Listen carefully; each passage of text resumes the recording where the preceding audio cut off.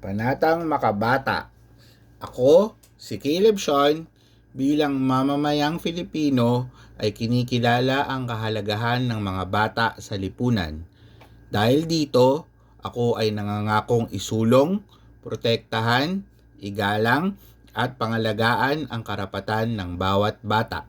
Anuman ang kanyang kulay, kasarian, lahi, relihiyon, kultura, estado sa buhay, may kapansanan man o wala. Upang matiyak ang kasiyahan ng mga bata, naniniwala akong nararapat na matamasa nila ang mga ito.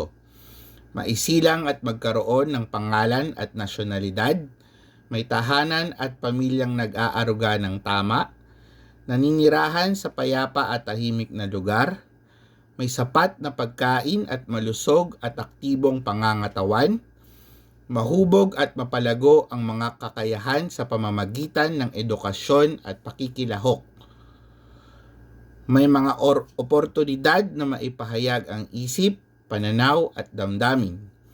May proteksyon laban sa pang-aabuso, panganib at karahasan, at maipagtatanggol at matutulungan ng pamahalaan sa lahat ng panahon. Sa tulong ng Poong May Kapal, ito ay aking isasapuso at isasagawa ang lahat ng ito dahil ang mga bata ang pag-asa at siyang magpapaunlad sa ating bayan.